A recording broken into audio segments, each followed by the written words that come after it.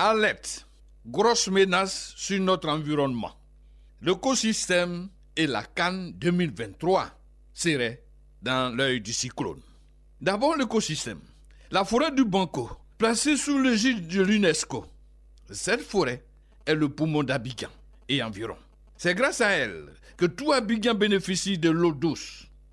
Selon les experts, la forêt du Banco couvre une grosse nappe d'eau qui alimente toute la zone sud.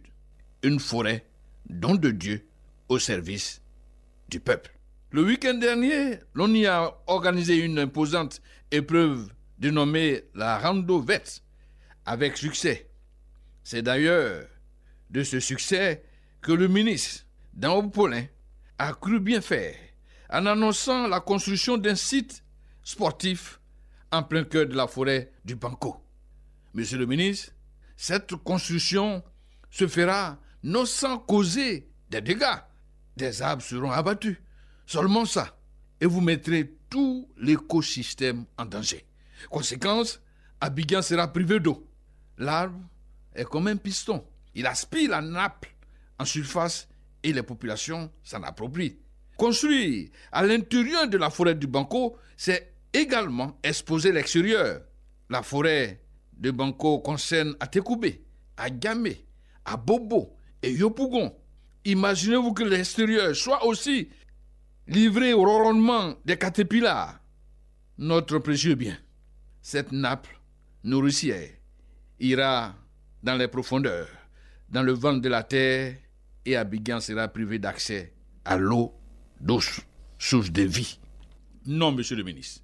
Même la trop grande fréquentation est une véritable menace pour la forêt du Banco. Vos collègues de l'environnement et des eaux forêts présents à cette rendez-vous verte le savent bien. Sans maudire, ils ne vous ont pas rendu service. L'exemple de cette partie de la forêt, route d'Abobo, après la prison civile sur la gauche, cette partie détruite au profit de l'immobilier a causé, vous le savez, une pénurie d'eau à une grande partie de Yopougon. Non, monsieur le ministre. Trouvez un autre site. Autre menace, la CAN 2023. La Côte d'Ivoire serait en retard sur la livraison des stades devant abriter les compétitions. À écouter la directrice de l'ONS, il y a de quoi à ne plus croire. Elle affirme que le stade Mbempe Alassane Ouattara n'est pas construit aux normes FIFA. Si Mbempe Alassane Ouattara n'est pas aux normes, que seraient Korogo, San Pedro, Yamoussoukro et Bouaké? J'ai pris soin de rencontrer quelques techniciens portugais commis pour la construction du Félicia. Le stade, disent-ils, sera prêt dans 1 an, alors que le cahier des charges de la Confédération africaine de football est clair et précis. Tout doit être fini, livré, à 5 mois du coup d'envoi de la CAN. C'est une affaire très sérieuse qui va au-delà de la compétence de la directrice de l'ONS. Où était le président du COCAN, le ministre Amicha? Où était le ministre Dan Paulin, le patron du sport ivoirien? Dites la vérité au président et aux autres Ivoiriens. Le pays ne sera pas prêt. Je dis cette conviction de la déclaration de la directrice de l'Office national des sports. Nous sommes à 70% de phase terminale. On ne peut pas dire qu'il faut mettre le stade Mbempe Alassane Ouattara aux normes FIFA et dire qu'on est à 70%. Certainement, elle a dû inverser les chiffres. Nous sommes en vérité à 30% dans la finition des travaux. Voilà toute la vérité. VDS, en son 1361e numéro, on est sur Radio Côte d'Ivoire, première sur l'info et le sport, et sur Radio Sankwasi. SOS, véritable cri de cœur, où trouver une âme généreuse pour venir au secours d'une ancienne gloire dont les jours sont comptés. Guédégba Ignace, dans un état critique, n'a plus espoir en la vie. Nous y reviendrons. À dire vrai, la Côte d'Ivoire ne sera pas prête en 2023 pour l'organisation de la CAN. Ma peur vient du fait que le stade Mbempe Alassane Ouattara inauguré devra être rénové aux normes FIFA. C'est chez nous qu'un stade flambant neuf subit une rénovation. Pendant ce temps, Korogo marque le pas, San Pedro est entraîné par les vagues de mer, Boaké étouffé par le vent de l'harmattan. Et nous attendons. Gros format ce soir dans le débat de VDS. Bonsoir à vous, Jumane Chalio. Bonsoir, Rachid Nguesson. On a Bané en direct au téléphone parce qu'il est coincé quelque part, la voiture l'ayant lâché. On fait exception aujourd'hui. Bonsoir Bané. Bonsoir Rachid Nguesson. Technique Patrick Alban, réalisation d'Amélie Noussa et Pacom Yapo. Vous êtes sur votre radio préférée, Radio Côte d'Ivoire. On n'a pas fini de pleurer notre confrère Benson Pierraka, décédé le week-end dernier, quand, sur les réseaux, nous avions aperçu l'image d'une gloire mal en point. Guédégba Ignace, ce costaud, dont le nom était donné même aux galettes ici en Côte d'Ivoire, paraît épuisé par la maladie. Depuis 2016, notre Guédégba traîne une sale maladie. Très vite, je suis allé aux nouvelles pour en savoir plus. Son mobile est décroché par une voix de dame, son épouse. Madame, bonsoir, pourrais-je avoir notre champion? Voici ce qui reste de Guédégba Ignace.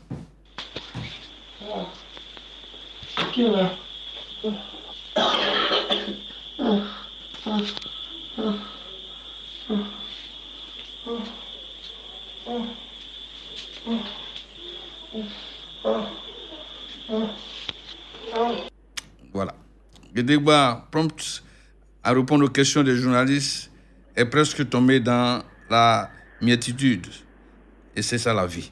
Il revient à Madame Guédégba de nous conter cet interminable mi-temps vécu par un joueur qui n'avait peur de rien. Les chutes persistent depuis 2016 jusqu'à aujourd'hui. En tout cas, il faisait des chutes. C'est les chutes que tout Bongouanou sait qu'il fait des chutes. Tom, il reste longtemps dans un profond coma et puis il se réveille. Donc les médecins d'ici même lui donnent les scanners, mais faute de moyens, il ne fait pas les scanners. Donc c'est devenu maintenant comme un palu. Et il y a eu des apparitions de ganglions autour de tout son cou, sa tête. Et c'est comme ça, il n'arrivait plus à boire l'eau parce que ça avait bouché l'œsophage. Il a fait 2 semaines sans boire l'eau, sans manger. Et nous sommes allés à l'hôpital, ils ont fait une biopsie. Et la pièce, le médecin a lu, il a dit que c'est un cancer du sang et qu'on doit plus approfondir. Mais les soirs, il ne dort pas. Il se tord de douleur, il n'arrive pas à manger, la nourriture ne descend pas dans le ventre. Dès que ça descend, il fait des acrobaties, donc ça ne va pas. Maintenant, il faut des soins. Le médecin demande de faire urgemment une chimio. Ça nécessite des moyens. Et pour faire la chimio, le médecin a demandé à ce que vraiment qu'il parte rester à Abidjan. Et rester à Abidjan, de nos jours, rester en famille chez quelqu'un ouf. Surtout quelqu'un qui est malade, qui gémit les nuits, qui n'arrive pas à dormir. L'appel pathétique d'une épouse qui croit encore au miracle, la guérison de son mari. Madame Guédégba Ignace. Vraiment, c'est qu'on lui vienne en aide, vraiment, pour sa santé. Et aussi quitter cette petite ville dans laquelle vraiment il n'a pas pu avoir la santé jusque-là. Voilà les 2 souhaits et nous disons merci à tous ceux qui ont déjà réagi. Vraiment pour l'importance que vous accordez à cette ancienne gloire. Vraiment, les gens se sont bousculés. C'est vrai que jusque-là, on n'a pas encore reçu des finances, mais déjà les promesses, ça nous rassure déjà. Donc vraiment, merci beaucoup et merci à tous les Ivoiriens. À commencer par Bané, vous avez connu Guédégba Ignace? Oui, Rachid Nguesson, j'ai connu l'homme. D'abord, comme adversaire, lorsque j'étais à l'Abidjan Université Club, nous jouons souvent nos matchs amicaux contre l'Africa Sport. Et à cette occasion, j'ai eu de nombreuses confrontations face à l'équipe de l'Africa Sport sur le terrain de l'AUC, le terrain qui jouxte l'amphi du district de l'Université Félix Houphouët-Boigny actuelle. Et sa situation actuelle est vraiment inexplicable. Comment vous sentez lorsque vous avez vu ces images où on ne reconnaît plus Guédégba Ignace complètement défiguré par la maladie? J'avoue que c'est une situation très très difficile. C'est le lot quotidien de tous nos anciens sportifs. Guédégba, à la faveur de Côte d'Ivoire 84 et par la magnanimité du président Houphouët-Boigny et de feu le ministre Logo avait bénéficié d'une dérogation pour être maître DPS dans une école. Mais lorsque vous avez lu, par exemple, vous avez écouté ce que sa femme a dit, Guédéba souffre d'un cancer du sang. En termes médicaux, on parlera d'une leucémie. Il faut beaucoup de moyens pour pouvoir le tirer d'affaire. La chimiothérapie dont elle parle, c'est pour encore détruire d'autres organes dans l'organisme de notre camarade. Il faut vraiment qu'on puisse se mobiliser et puis sauver le soldat Guédéba. Merci à vous, Badé. Jalio, c'est difficile. Hein? C'est vrai, c'est une gloire qui est en détresse. Il faut vraiment le sauver. Ces examens, on nous parle de 5 millions, mais ce n'est pas 5 millions qui pourraient manquer aux bonnes volontés, aux généreuses âmes. Je pense en Côte d'Ivoire. Il faut le sauver parce que c'est vrai que c'est un fonctionnaire, mais c'est un fonctionnaire pas comme les autres, en fait. Non, je pense qu'il faut le sauver parce que c'est vrai, il ne faut pas attendre que le pire se produise. Parce que là, je touche du bois. Si le pire se produisait, on va voir beaucoup les veillées, des gens venir faire des dons. Maintenant, c'est maintenant qu'il a besoin d'aide. Il ne faut pas attendre que le pire se produise avant de venir faire des dons, faire de la récupération avec des propos dithyrambiques. C'est maintenant, tout le monde le sait. Guédéba Ignace est mal en point. Il faut sauver le soldat Guédéba Ignace. Vous êtes sur Radio Côte d'Ivoire. Vérité des sports. Karaté Donshutokan, le week-end dernier à Angré, le club Bethel a organisé un passage de grade avec les candidats 152 au total. Enfants, jeunes, adultes ont évalué sur plusieurs épreuves, à savoir le Kion, le kata et le kumite. Appliqués lors des entraînements de mouvement, les 125 apprenants ont réussi avec brio le passage de la ceinture blanche à la ceinture marron. La joie de quelques candidats déclarés admis après la programmation des résultats. Agbebonou Emmanuel. Je suis content d'avoir ma ceinture d'éclairage. J'ai travaillé avec courage et avec fierté. Je m'appelle Zaï Olive Kessura. Je suis en classe de 5e 5, club de Machou. J'ai eu ma ceinture verte. Je suis contente parce que quand je venais, je ne savais pas que j'allais avoir la ceinture. Et puis, grâce à mon travail, j'ai eu ma ceinture. Donc, je suis très contente parce que chaque jour, quand je suis à la maison, lorsque j'ai du temps libre, je m'entraîne parce qu'ils m'ont dit que le passage de grade est bientôt arrivé. Donc, j'aimerais être parmi ceux qui vont avoir les ceintures. Donc chaque jour, quand j'ai un temps libre, je m'entraîne. Krakwasi Barthélémy, je viens de passer de la ceinture violette à la ceinture marron 3e. Sentiment de joie, de fierté aussi. Il faut dire que ça n'a pas été facile. Pendant 6 longs mois, on a travaillé, essayé de faire mieux. Le constat, c'est qu'on a un véritable adversaire, c'est soi-même. Donc notre objectif, c'est de travailler et être meilleur qu'aujourd'hui. Je dédie la ceinture à tous les assistants, aux maîtres ainsi que les parents, toutes ces personnes qui nous ont soutenus depuis le début jusqu'à aujourd'hui.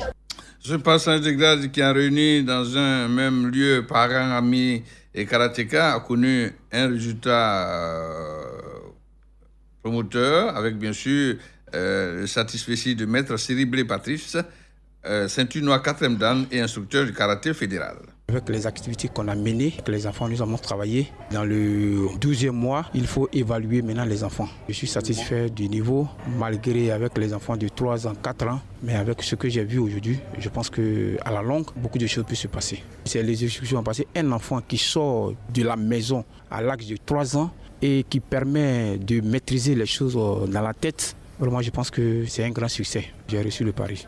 C'est chaque 6 mois. Nous avons fini l'année 2021. Les parents sont venus très nombreux pour soutenir le club et pour voir aussi l'évolution des enfants. Au niveau du club Bethel, je veux amener les enfants même en compétition nationale et internationale. Donc c'est mon objectif. Avec mes assistants qui sont avec moi, qui dirigent le club, même à mon association ou bien à ma présence, je pense qu'avec le travail que j'ai vu aujourd'hui, je pense qu'on peut aller jusqu'au bout. On parle de magie des zones, aujourd'hui je comprends, même la magie des zones dépanne un véhicule en détresse. Bané nous rejoint, bonsoir encore. Bonsoir Rachid Sakwasi. Vous êtes sur la Côte d'Ivoire. Cérémonie de lancement des activités de l'AUC Boxing Club. Le comité directeur de la Fédération ivoirienne de boxe a procédé à l'implantation de la section boxe de Abidjan University Club. C'est une grande première dans l'histoire de l'AUC depuis sa création. En 1966, d'avoir une section de boxe. Heureux d'être élu premier président de la section boxe de l'AUC, Au Bénin, comment Noël dévoile déjà ses activités? Après la présentation officielle du club, nous prévoyons organiser des galas de boxe, ici même au sein de l'université, organiser aussi des stages pour les athlètes du club et bien d'autres choses. Mais une chose est sûre, c'est que les activités ont été lancées et l'année 2022 sera une année en tout cas de travail, en tout cas une année beaucoup mouvementée. Il y avait des personnes qui manifestaient véritablement cette volonté-là de boxer, mais n'ayant pas de club, ces personnes-là étaient vite découragées. C'est avec nous notre volonté de pouvoir travailler. Pour le président de la Fédération ivoirienne de boxe, Arthur Bois, qui n'a toujours pas gagné ses locaux, s'inscrit dans le respect des tests des statuts du Nobla en Côte d'Ivoire. Ça fait partie de nos prérogatives. Dans nos dispositions statutaires, il est dit que nous devons promouvoir la boxe sur l'étendue du territoire national, et notamment en milieu carcéral, en milieu scolaire et en milieu universitaire. Donc c'est vraiment dans la droite ligne. Et nous l'avons incité, nous avons demandé à nos jeunes gens, aux coachs que nous avons formés, d'être porteurs d'initiatives. Et il y en a un, en l'occurrence M. Paul Kwame, qui a pris à bras le corps cette vision-là. Il a commencé tout petit. On a regardé, on s'est rendu compte que la graine a poussé et qu'il fallait l'encadrer. Et c'est ce qui a fait qu'aujourd'hui, nous avons décidé, c'est une volonté politique du comité directeur, nous avons décidé d'installer officiellement ce club pour qu'à partir de l'année prochaine, ce club-là puisse prendre part aux activités de la Fédération ivoirienne de boxe, notamment le championnat national. Maracana rideau sur la 23e édition du tournoi des Amis de la Riviera Golf avec le sac de solidarité Maracana Club de Yopougon. Dimanche, en finale, la Soumassi a remporté le trophée 3-1 face à Sem Bouaké. Au thème de cette édition, Diaby Mahamadou, le président du club des Amis de la Riviera Golf, est heureux et pense déjà à l'avenir. C'est un sentiment de satisfaction et puis de fierté parce que ce n'était pas évident pour nous cette année. En 2020, on n'a pas pu faire le tournoi en raison de cette pandémie de Covid-19 et ça devenait un défi pour nous parce que laisser passer 2 années sans organiser, il y avait un risque de démotivation. Et à notre grande surprise, on a eu même plus d'engouement que d'habitude au niveau des clubs parce que là où habituellement on engageait 12 clubs, cette année on a dû en engager 14 parce que la demande était très forte. Vous savez que la spécificité de notre tournoi, c'est qu'il est couplé à des activités citoyennes, notamment des consultations médicales gratuites. Et là, on a eu pas mal de visiteurs en termes de patients. On a eu aussi un kiné qui a fait des soins. Je pense que de ce point de vue-là, ce qu'on recherchait comme objectif, ça commence à prendre. Et pour l'année prochaine, à l'occasion du 40e du club, on va faire un peu plus encore. Pour le président du comité d'organisation, c'est une grosse satisfaction, Hugues Mabo. Il y a eu du monde. Finalement, on est passé de 12 à 14 clubs, vraiment de manière urgente en fait. À côté de cela, l'organisation s'est bien passée, sans incident. En termes de mobilisation autour, on a eu de l'affluence. Les riverains sont descendus, on a fait de porte à porte, donc il y a eu assez de monde jusqu'à la finale. Globalement, l'esprit est bon. On apprenait l'amitié, la fraternité, je pense que ça va. Invité de VDS, Diaby Sekana, ancien international ivoirien, grand libéraux de devoir. Il fait partie de l'un des héros de Sénégal 92. Sekana, bonsoir. Bonsoir. Je vous attendais sous le coup de 17h30, mais où est passé mon invité? Certainement, vous avez été victime du bouchon interminable d'Abidjan. Daloa sera en effervescence, grâce à vous d'ailleurs, à la faveur de la célébration, votre célébration par la population de Daloa. C'est un honneur qui vous est fait. Comment avez-vous accueilli cette nouvelle? Très bien, car je retourne dans ma ville natale. Donc, du coup, je suis très heureux de retourner auprès des miens. Ouais. Daloa, c'est votre ville natale. Pourquoi maintenant? J'étais en train de me poser cette question. Pourquoi maintenant? Pourquoi célébrer Sekana maintenant? Alors, derrière ces gars-là, il y a un objectif. Pourquoi maintenant? Il se trouve qu'aujourd'hui, Daloa est la plaque tournante. Et pour pas mal de nos compatriotes qui partent qui empruntent la voie de la mer. Vraiment. Et du coup, là, je ne pourrais pas être insensible à cela. Et à travers ces gars-là, c'est fait de la sensibilisation, en fait, auprès de la population jeune de Daloa. C'est vrai que c'est un phénomène extraordinaire. Daloa bat le record de tous les records. C'est par Daloa que tous ces enfants vont dans le ventre du requin. C'est un moment, c'est vrai, de célébration, mais vous aurez, comme vous l'avez dit, l'occasion de vous adresser à cette jeunesse. Vous ne serez pas seul, hein? Vos amis du Sénégal 92 essaieront de vous accompagner. Voilà, et massivement, ils seront à mes côtés. Je dirais même, c'est l'intergénérationnel, puisqu'il y en a plein d'autres. Hein. Badara, j'en passe. Et donc, du coup, j'amène du beau monde à Daloa. Ouais. Où est-ce que notre libéraux a-t-il atterri après carrière? Votre conversion, ça a été quoi? Ben, par la force des choses, pour ceux qui ont suivi un tout petit peu ma carrière, j'ai eu de très graves blessures quand même, hein, au genou, et genou droit, genou gauche. Du coup, j'ai pas trop eu le choix. Et la reconversion, elle s'est imposée à moi. Et en réfléchissant, j'ai trouvé bon d'exercer dans le métier que j'ai toujours aimé et toujours fait. Maintenant, ben, je suis passé de l'autre côté de la barrière. Donc, j'enseigne à mon tour aux jeunes sportifs. On voit bien que ces blessures-là vous ont carrément cassé. Hein? Vous avez pris un coup de vieux. Et si on parlait tant soit peu de notre football ivoirien sous normalisation aujourd'hui, vous l'avez accueilli comment? Mais tant que ça peut faire avancer les choses, moi, je ne vois pas d'inconvénient. Maintenant, je suis très loin de tout ça. Quand vous ne maîtrisez pas un dossier, il est très difficile de se prononcer sur quelque chose que vous ne maîtrisez pas. Donc, je suis de très loin, mais j'ai bon espoir que les choses vont s'arranger le plus rapidement possible. Un vrai footballeur à la tête du football au Cameroun, ça vous avez l'information, Eto'o Fils, président de FECAFOOT. Ça vous fait penser à ce vent qui pourrait toucher la Côte d'Ivoire? Les footballeurs veulent prendre leur place maintenant, c'est ça? Ouais, entre nous, on a tendance à dire souvent que le football appartient aux footballeurs.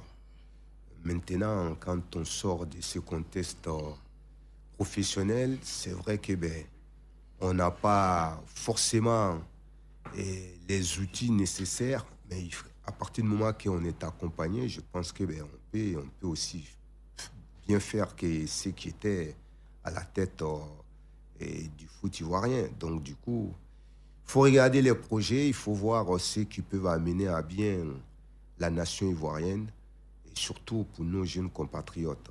Je pense que beaucoup d'entre vous étaient carrément opposés à la candidature de Didier Drogba. Vous vous inscrivez dans quel camp? Anti-Drogba ou pro-Drogba? Alors là, j'ai pas peur de me faire des ennemis. Du coup, vous me posez une question, est-ce que je suis ou contre? Et là, je vous dis, j'arrive, j'ai pas le dossier de Drogba, j'ai pas le dossier d'Idriss, j'ai pas le dossier de Paul. Je suis très loin de tout ça. Si vous devez choisir? J'ai pas de choix à faire, même si je faisais un choix. Ça aurait apporté quoi? Rien, je vote pas. Donc du coup, ce sont les présidents des clubs qui votent. Vous êtes un leader d'opinion? Oui, la tendance est que il faut rien dire. Si je disais je suis pour Drogba, oui, on va me sauter à la gorge. Si je disais que je suis pour Idriss, on va me sauter à la gorge. Moi, j'attends juste que le meilleur candidat l'emporte. Bien sûr. Et que la Côte d'Ivoire avance, tout simplement. Repartons, Djabi Sekana, à cette célébration le week-end à venir, à Daloa. Quel est le message déjà à ces jeunes livrés à eux-mêmes qui partent à l'aventure, à ces populations qui vont célébrer l'un de leurs dignes fils, hein? Quel est le message? Alors, célébrer Sekana, ce n'est pas totalement ce qu'on va faire à Daloa. C'est amener un peu de joie dans le cœur de la population et dire à nos mamans, à nos papas que on a nos jeunes frères qui partent régulièrement. Et moi, je le vois ça régulièrement en France sur les chaînes. Et j'en pleure tout le temps à chaque fois que je vois ça. C'est à travers ça, faire encore une fois, je me répète, et faire de la sensibilisation. Dire qu'on peut partir en France autrement et pas de cette manière-là. Ok. Ne partez pas, on finit l'émission avec vous. Vous êtes sur Radio Côte d'Ivoire. Ouvrons l'autoroute qui mène au débat. Messieurs, vous avez suivi Bané Chalio, la conférence de presse de Dame Yoda, directrice de l'ONS. Elle nous dit comme ça qu'on est à 70% d'avancement des travaux des stades devant abriter la CAN 2023, qu'on se dise la vérité. Convenez-vous avec la patronne de l'ONS, à commencer par Mourou? Je dirais simplement que celle qui nous informe qu'elle a eu à sillonner ces 5 villes qui vont abriter les stades recevant la CAN, et donc en disant que nous sommes à 70%, 80% d'achèvement des travaux, je pense qu'on peut lui accorder notre confiance. Mais surtout le fait qu'elle dise qu'à 6 mois de la compétition, la réception de toutes ces infrastructures, que ce soit les stades, que ce soit les terrains d'entraînement, que ce soit les villas, Cannes, plus les étoiles qui seront les hôtels qui seront construits, on va disposer de ces infrastructures. Je pense qu'on peut peut-être lui faire confiance jusqu'à ce que, si à 6 mois, on voit que ce n'est pas ce qui se passe, éventuellement, on va descendre dans la boue avec elle pour voir comment il faut recoller les morceaux. Jean-Léon, ce calcul mathématique, 70% d'avancement, quand on voit le stade Fauboigny où rien n'a commencé, quand on voit l'autoroute allant à San Pedro, rien n'a commencé, on n'a même pas encore dépassé le kilomètre 17, on nous dit comme ça qu'on a 70% d'avancement. Bon, moi c'est mon point de vue, je ne crois pas trop. Écoutez, moi je me pose aussi des questions parce que une Coupe d'Afrique, organiser une Coupe d'Afrique, c'est pas seulement les stades, il y a les terrains d'entraînement, il y a les hôtels, il y a les centres de santé, il y a les routes, etc., etc. C'est un vaste chantier. Maintenant, comme elle le dit, elle a fait l'état des lieux où elle dit que, par exemple, le stade de Korogo, à Korogo, d'ici le 30 juin 2022, tout sera prêt, d'après ce qu'elle a dit. Quand tu prends aussi le cas d'Abidjan, on parle de mars 2022, c'est-à-dire dans quelques mois. Là, oui. Dans quelques mois, moi je me pose des questions. Tout à l'heure, j'arrivais, j'ai passé devant le stade Fauboigny. mais je constate que c'est pas encore fini. Quand tu prends Yamoussoukro, on nous dit que le 30 janvier 2022, Yamoussoukro, tout sera prêt à Yamoussoukro. Moi, je me pose toujours des questions. On attend de voir. C'est vraiment dommage pour un pays comme la Côte d'Ivoire. On nous a octroyé l'organisation de cette Coupe d'Afrique des Nations en 2014. C'est-à-dire que 7 ans, rien n'a avancé. Enfin, il y a eu des avancements, mais à 7 ans quand même, avec tous les moyens qui ont été mis à la disposition de tout ça, je me dis que c'est vraiment problématique. Ok. Ma grande frère Bané Chalio, c'est le fait d'apprendre que le stade Alassane Ouattara de Mbempe ne répond plus aux normes FIFA. Ce n'est pas de moi, hein, c'est la conférencière qui le disait un jour.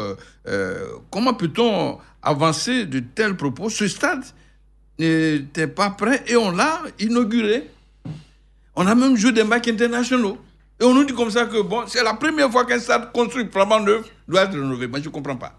Oui, doit être rénové, c'est par rapport à l'aire qui accueille les joueurs, c'est-à-dire la pelouse. Cette pelouse a été très, très décriée. Et nous-mêmes, ici, nous sommes allés visiter cette pelouse. Si c'est la pelouse, on ne parle pas de rénovation. Oui, je viens. Il faut que, lorsqu'on lève cette pelouse pour planter une autre pelouse, ou bien pour faire venir une autre pelouse d'Europe, il y a quand même une rénovation. Parce que ce n'est plus la pelouse avec les infrastructures, c'est-à-dire les sièges, les toilettes, qui ont été offertes par la République populaire de Chine. C'est maintenant qu'il faut faire d'autres travaux additionnels à même de mettre ce stade aux normes internationales. Et ça nous amène jusqu'en juin de l'année prochaine. Oui, jusqu'en juin. Mais le problème, c'est que le stade n'était pas prêt. Il y a eu l'inauguration. Je ne vais pas entrer dans ces considérations. Mais une chose est certaine, c'est un stade olympique. Il n'y a pas seulement le football. Il y a d'autres disciplines. Même il y a des supermarchés qui sont prévus. Il y a beaucoup de choses qui sont prévues sur ce stade. Maintenant, 20 milliards de francs CFA, moi je me pose aussi des questions. Pour rénover 20 milliards, alors que 20 milliards peuvent construire un autre stade complet. Oui, et 20 milliards. Je vous apprends que ça nous a coûté 65 milliards. Hein? Effectivement, 65 milliards. Disons, pour le reste des travaux, c'est comme une villa que vous construisez. Vous pouvez faire, disons, dégager un budget de près de 10 millions. Mais lorsque vous commencez à construire, à embellir la maison au fur et à mesure, vous voyez que vous dépassez totalement les 10 millions de francs. Donc c'est pour ça que ça... Non, mais moi, je pense que ce stade ne doit pas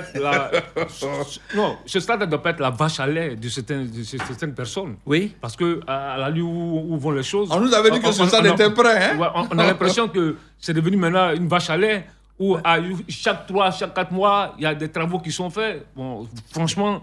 excusez-moi, Choyot, dans ton propos introductif, tu avais à dire tout de suite qu'il y a eu des considérations dans lesquelles nous ne voulons pas entrer pour ne pas glisser sur le terrain politique.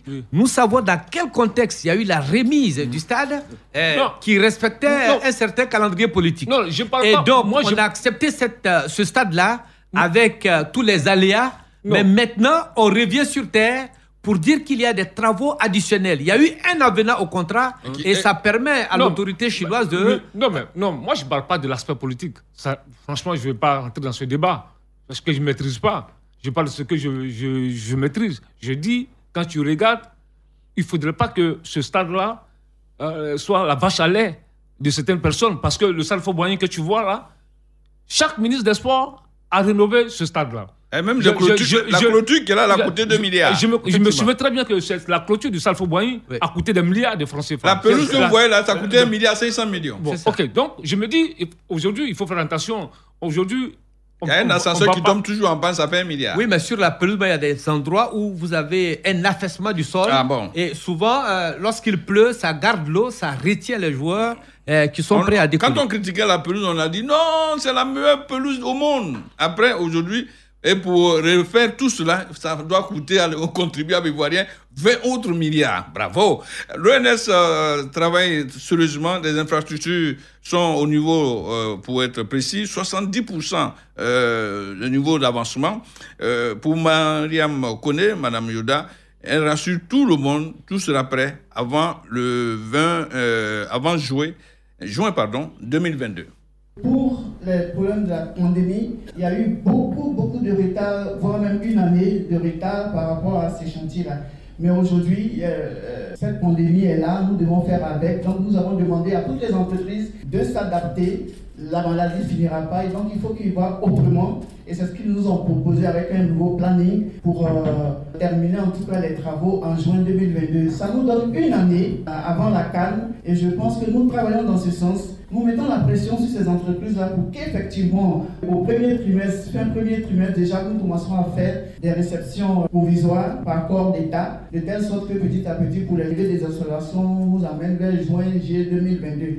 On a fait comprendre aux entreprises qu'il n'est pas question que nous soyons stressés à 6 mois avant cette compétition-là. Et donc, nous travaillons dans ce sens et nous espérons en tout cas que rien ne viendra perturber ces nouveaux délais contractuels-là et que tout va bien se passer. Madame la directrice, ça ne fait pas un an, hein, juin, c'est 6 mois. Je crois, hein, 6 mois. Oui, 6 mois ça avant. Ça ne fait pas un an. Pour le stade Mbempe, voici quelques caractéristiques qui font dire à Madame la directrice de l'ONS que tout avance et que la nouvelle pelouse de Reims-Dubic sera également à point. La pelouse du stade de Villepin sera une pelouse hybride en substrat renforcé. C'est-à-dire c'est de l'hybride, mais les fibres plastiques là sont mélangées dans le substrat, dans le sol, sur lequel on vient planter à la machine, au laser, les grains de gazon. Et donc ça a l'avantage de pousser en profondeur et puis on vient mettre une autre variété pour remplir ce qui va nous donner vraiment un beau tapis. C'est l'avantage de ce gazon hybride à substrat renforcé. Nous avons l'avantage qu'il y a un enracinement profond, ce qui évite les arrachements, et puis une bonne durabilité, et puis une durée de vie pelouse. En 10, 13 et 15 ans de durabilité, si effectivement l'entretien est bien fait. Tous les équipements d'entretien de cette pelouse ont été livrés. Une formation a été faite pour cette et l'entreprise va nous accompagner pendant 2 ans. La pose d'une telle pelouse pour combien de temps encore? Et pourtant, on aurait fait ça depuis qu'on ne serait même pas en train de jouer à Cotonou. Hein? Jalio. On aurait posé cette pelouse depuis. On ne serait pas à Cotonou, en délocalisé. Mais écoutez, ça c'est clair. Même aujourd'hui, je touche du bois. Si le stade Champrou a un problème, c'est fini. On ne peut plus jouer de match à Abidjan. Vous voyez à quel niveau nous sommes. C'est-à-dire qu'aujourd'hui, si le stade Champrou de Makori a un problème, on ne peut plus jouer des matchs à Abidjan. Donc, c'est pour dire la gravité de la situation. On en rit, mais c'est trop grave pour un pays comme la Côte d'Ivoire, qui a participé à 3 Coupes du Monde, qui a gagné 2 CAN, qui... On fait les matchs du championnat à Kouedo, pourquoi pas? Ouais, il y a un terrain de militaires. Ou bien aussi, on peut les délocaliser à Yopougon sur le terrain, le gazon synthétique de Yopougon. Ah, mais il n'y a pas de vestiaire. C'est aussi là une aberration. On sera obligé de s'adapter. Non, mais comment tu peux s'adapter? Les gradins seront les tabourets. Effectivement, quand vous allez chez le crapaud, il n'y a pas de chaise pour s'asseoir. Mais Bané, comment tu peux imaginer ça? C'est-à-dire qu'on met des pelouses synthétiques à Yopougon, à Bobo, et puis sans vestiaire. Moi, je suis allé voir un match à Yopougon une fois, au complexe. Mais c'est incroyable en Côte d'Ivoire. Des équipes, des joueurs qui s'échangent sur l'aire de jeu, dans les herbes là-bas. Mais c'est pas possible, c'est inadmissible, c'est pas possible. C'est pas ça seulement, même des spectateurs qui veulent se soulager pour des besoins primaires sont obligés et ça, c'est l'image de la Côte d'Ivoire. C'est quand même difficile à soutenir. Il faut rapidement trouver une solution pour ces différents stades, les mettre aux normes, je pense, internationales, afin que la Côte d'Ivoire puisse avoir des infrastructures de qualité à l'avenir. On devrait même, en construisant ces grands stades-là, avoir quelques réserves pour dire, bon, écoutez, en cas de cas, on joue ici. Vous voyez, pourquoi ne pas peut-être donner une chance au stade régional de Daloa, qui pourrait accompagner le Biakabouda il y a le stade de Gagnoa aussi qui est dans un très bon état, la région du Go. Ouais. Disons que là, c'est ici aussi la magnanimité de Madame la Première Dame qui a donné un stade. Qui sauve une situation. Vous voyez, Daloa, par exemple, il n'y a pas de stade. Au Guinée, il n'y en a pas. Ouais. Donc, quand vous prenez les différentes villes qui ont été choisies, mais d'autres villes et non des capitales régionales ont été totalement ostracisées. Ouais. Ne bénéficient pas de ces infrastructures. Vraiment. Mais je pense qu'il faut que les conseils généraux de ces villes-là se mettent rapidement en branle pour avoir des terrains synthétiques. Le gouvernement prend le pas sur ses conseils puisqu'il lance une grosse opération de réhabilitation de 15 stades régionaux construits à la faveur des fêtes tournantes de l'indépendance. Les précisions avec Mariam Koné. Une communication a été élaborée pour la réhabilitation des infrastructures sportives, surtout au niveau des régions, que nous avons acquis à travers les fêtes tournantes de l'indépendance, qui, comme vous le savez, étaient dans un état d'élévation avancée. Et c'est comme ça que le Brésil est né. Le ministre a souhaité qu'on élargisse aux communes. Dans les 15 infrastructures acquises dans les fêtes tournantes de l'indépendance, ce sont des infrastructures qui ont des terrains aux normes. On va réhabiliter ces terrains-là aux normes. De telle sorte que dans ces complexes régionaux, on puisse faire des matchs. Katiola, c'est un terrain qui est dans les normes. Il faut le réhabiliter avec tout ce qu'il y a pour faire un match. C'est pareil pour Gondoukou, pour Séguéla, pour Abengourou, Daloa, Gagnoa, c'est déjà fait avec la pelouse naturelle. Le terrain sera fait aux normes internationales, de telle sorte qu'on puisse recevoir même des matchs du championnat. Sommes-nous pas en train d'être détournés de l'objectif? Parler des stades régionaux, alors qu'on a les stades de la CAN qui ne sont pas encore en état d'avancement. Quelle est cette ouverture? C'est une passe aveugle, ça. Non, écoutez, moi, vous voyez, c'est dommage. Il y a quelques années de cela, il y a près de 5 ans, 6 ans de cela, il y a un ministre des Sports qui disait qu'on a un projet de réhabilitation des stades. Ça n'avait rien à voir avec les stades de la CAN. Mais jusque-là, on n'a rien vu. On a cité des villes, le stade Samba Ambroise de Dimokro, le stade Ali Timité de Bondoukou, le stade Alassane Ouattara de Grand Bassam. De Grand Bassam, un stade où on nous a fait rêver, mais ce stade-là, je ne sais pas à quel niveau il est aujourd'hui. C'était Philippe Légré. C'est toujours un tas de gravats. Bon, ok. Mais je vois Bondoukou, vous élevez les bœufs là-bas. Mais tu vois que ce stade de Bondoukou, le stade à l'intimité de Bondoukou, je suis allé 2 ou 3 fois suivre le match de Tanda là-bas, mais c'est un gâchis. Ouais. Parce que quand tu vois l'espace du stade à l'intimité, on peut même bâtir le stade de France là. L'espace qui est là, c'est-à-dire qu'on peut bâtir le stade de France là, mais c'est un gâchis. C'est sur un bon plateau. C'est un très bon plateau, mais il n'y a pas de vision, il n'y a pas de politique. On est là, on tourne en rond. Ok. Très rapidement, au chapitre du financement de la CAN 2021 prévu en janvier 2022 au Cameroun, le budget pour la préparation, la participation, y compris les différentes primes de la sélection, est de 4 milliards 700 millions de francs CFA, soit une hausse de 500 millions par rapport à la CAN égyptienne. Le décaissement se fera par étapes de façon transparente, rassure Mariam Koné, directrice de l'ONS. Dans le projet, comme nous avons les primes ont augmenté. Si les primes ont augmenté, le document qui dit que les primes ont augmenté. Parce que nous, ONS, dans l'élaboration de ce budget-là, nous sommes obligés de faire des engagements avec des pièces qui nous justificatifs, qui nous dit pourquoi tu passes de 5 000 à 10 000. Pourquoi? C'est sur quelle base? Si on a ces documents-là, on joint ces documents-là à la prise en charge qu'on engage électroniquement jusqu'à ce que ça arrive à ceux qui doivent faire les décaissements. Tout le monde pris en charge, et la délégation sportive, et les supporters, et la délégation administrative, financière et d'officiels de cela à 4 milliards 700. Les matchs de victoire, les primes de victoire jusqu'au dernier match, ça constitue la première partie du décaissement. Au fur et à mesure que notre équipe va avancer, s'il n'y a pas de couacs, les décaissements vont se faire conformément au budget arrêté, validé par le Conseil des ministres. Monsieur, dès demain, on revient sur le budget, puisqu'il y a une autre affaire qui me paraît intéressante. La chasse est ouverte, elle est même lancée. Course-poursuite contre tous ceux qui auraient détourné de l'argent du contribuable au sein des fédérations sportives, le cas du football par exemple. Face au sénateur, le ministre Dao Paulin a mis le doigt sur la gâchette.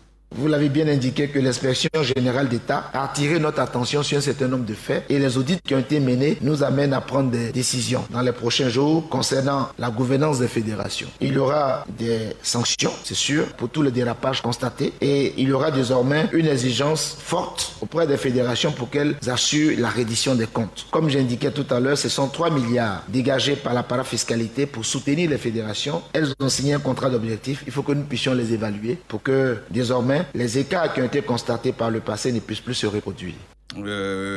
Messieurs, c'est parti, hein, Ghané. Je dirais, avec cette histoire de l'inspection générale d'État, ça, ce n'est pas un audit de Mme Gabala. De 2002 à 2018, on annonce déjà des poursuites. C'est engagé, c'est pour donner de l'aération au stade, au Félicia. Oui, mais disons que le président de la République, Alassane Ouattara, a fait démettre, ou bien a fait démettre, il y a des directeurs généraux, des directeurs de certaines entreprises publiques et autres.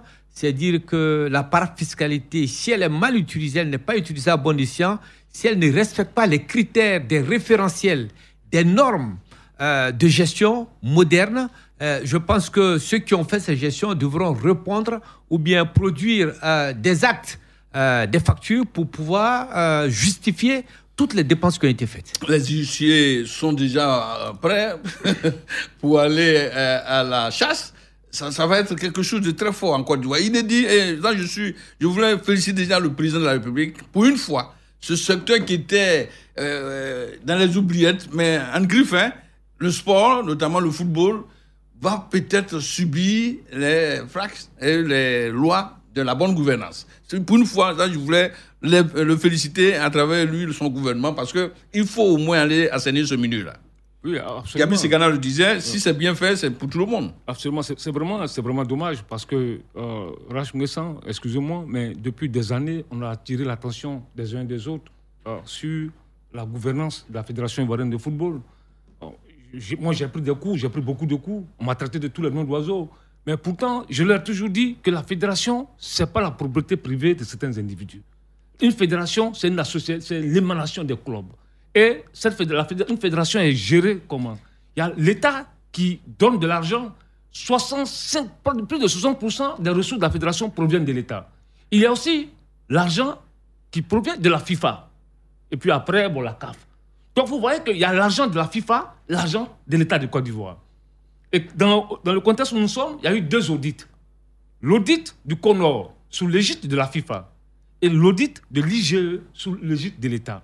Parce que ici, quand tu parles, on dit oh, il raconte n'importe quoi. Vous racontez n'importe quoi. Mais le problème, vous vous souvenez très bien quand il y a eu le problème. On dit non, ça c'est l'argent de l'État de Côte d'Ivoire. Pourquoi la FIFA veut venir auditer l'argent de l'État de Côte d'Ivoire? Maintenant, l'État de Côte d'Ivoire dit bon, moi, je vais auditer l'argent que je vous ai donné. Et là, on voit le résultat. C'est implacable. c'est vraiment triste pour le football ivoirien. Et tout ça, quand tu regardes toutes ces sommes qui sont annoncées, tu te dis, mais putain, mais avec tout cet argent, on pourrait bâtir des terrains, on pourrait développer le football, on pourrait faire beaucoup de choses. On ne serait pas en train d'aller aujourd'hui jouer au Bénin. C'est incroyable. C'est de cela qu'il s'agit. Non, il faut assainir le milieu. Les gens, ils ont ramené ces problèmes-là. Quand tu parles, on ramène ça à un problème de personne. Non, ils n'aiment pas Pierre, ils n'aiment pas Paul. Alors que là, il va du football. Diaby Sekana, vous avez été un grand joueur. Vous vivez depuis des années en Europe. Mais quand vous voyez tout aujourd'hui, c'est vrai que vous serez silencieux, mais quand vous voyez aujourd'hui l'état aujourd'hui du football ivoirien, forcément vous n'êtes pas satisfait, ça c'est clair. Mais je dis, c'est vraiment dommage qu'on soit arrivé à ce niveau-là. Demain, on reviendra sur tout cela. Il y a eu un communiqué de Mme Dao Gabala qui circule et nous revient qu'un document intitulé « Revue de rapport d'audit » pour le compte de la fédération circulait sur les réseaux sociaux. Elle a démenti, elle décline toute responsabilité du CONOR et en lui posant la question quel est ce démenti, elle dit non, ce n'est pas un démenti, c'est une mise au point. Cette revue reprend des faits, mais l'analyse n'est pas celle du cabinet d'audit. Associée à leur nom à une analyse, ce n'est pas professionnel, c'est une atteinte à leur réputation. Nous dit Dao Gabala qui... À la réputation de qui? Une atteinte à la réputation de qui? De l'auditeur. Ah, de l'auditeur, Ernest Young. Yeah. Ouais. Non, parce que c'est une synthèse. Ouais. C'est une synthèse. Les éléments qui sont dans la synthèse là sont dans le vrai rapport d'audit. C'est une synthèse, il y a quelqu'un qui... professionnellement, on ne cite pas les sources comme ça. Généralement, on ne cite pas les sources. Et puis, avant même de publier, même ne serait-ce qu'un rapport d'audit, il faut que la partie accusée puisse apporter aussi sa contribution. Non, professionnellement, nos confrères, on va le faire, honnêtement. C'est ce qu'on appelle souvent le non-respect du principe contradictoire en droit.